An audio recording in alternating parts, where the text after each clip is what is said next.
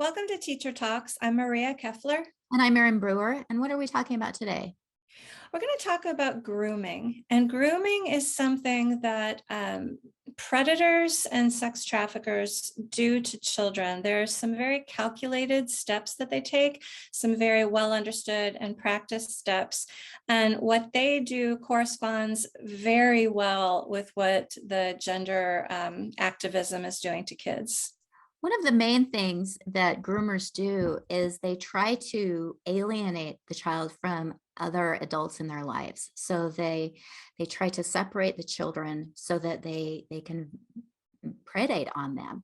Mhm. And this whole ideology is based on this idea that if your parents don't do everything that you want them to do, that they're bad and therefore you should disconnect from them. Sometimes I've even heard kids encouraged to run away from home. So Mhm. this is at its very foundation, whether it's intentional or not. I think it's intentional, but whether it's intentional or not, this is about creating a child who's prone to victimization. And predators try to get the parents to trust them. That's one of the first things that they do is they'll try to get in with the parents to be trusted. And frankly, we trust our schools. We've trusted schools, with our children for years and years. And I have to say, I no longer believe that schools are a safe place for kids because of the way these grooming behaviors have developed. And by hiding things from parents, that is a classic sexual abuse tool, is that those who are grooming children for abuse will, as you said, tell them, oh, your parents shouldn't know about this. This is just between you and me. Don't tell anybody about this. And another thing that happens is that the groomer will introduce the child to sexual topics and sexual materials. Very often they'll get the child alone, invite them over. They'll tell the parents, oh yeah, he can come hang out with me. We'll hang out, we'll do some guy stuff. And then, soft porn might be introduced, maybe some magazines, harder porn to try to habituate the child to sexual topics. Well, what's happening in school right now? We're seeing explicit materials being put into libraries and classrooms.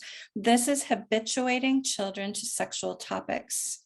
It's really disturbing. The other thing that I'm hearing increasingly is school policies that embrace deceiving parents and telling children to actively deceive parents. So if there's a child in the classroom who's identifying as trans, the teacher will say, don't talk to your parents about this. This is, what goes on in the classroom stays in the classroom. That's giving children the impression that it's appropriate to hide important information from their parents, which is again another way that predators get into the child's life, and also to figure out who is vulnerable to this. And so predators with it, we know that predators actively go to places where there are children, where they can find victims. We've seen this with priests, we've seen it with the Boy Scouts.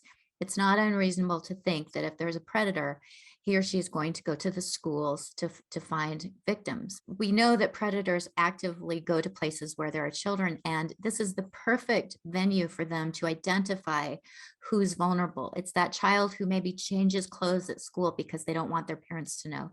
It's the child who's been taught to hide information from their parents. It's the child who is feeling like the only affirmation they get is from their peers and is desperate for adult interactions. Those are all kids who are vulnerable, and predators can identify them very easily. What's happening in our schools now is just making it all that more easy for predators to identify victims. Yeah, so this is a double-edged sword as well, because we're creating children who are vulnerable to predation by separating them from their parents, by telling them that they have things to hide, by providing ways for them to hide from their parents. But it's also training other children who don't maybe identify as transgender to also hide things from their parents, because that phrase that you used, what happens at school stays at school, where have we heard that before? What happens in Vegas stays in Vegas. That's something that is very nefarious. It says, oh, what you do in this part of your life has nothing to do with the other parts of your life. And we know that that's not true. We know that our lives are integrated. And so when we're telling classmates, oh, we don't, Bobby's parents don't know that he's Barbara now, so don't tell your parents either. We're requiring all children to lie to their parents, and no school, no teacher, no administration, no adult should ever do that. And this whole agenda creates an opportunity for a predator to uh, basically blackmail a child, so they can say, well, if you don't want your parents to know that you're transgender, you better do this, and you better do this, and you better do this. It used to be the predators would threaten to hurt, maybe even kill a child. Now all they have to do is say, well, I'm going to tell your parents that you're transitioned at school. If you don't want me to, you better do this. So on so many levels, this is creating an environment where kids are vulnerable. The last thing I wanted to talk about is how this ideology is almost turning teachers into predators, as it's requiring them to talk about very sexually explicit material.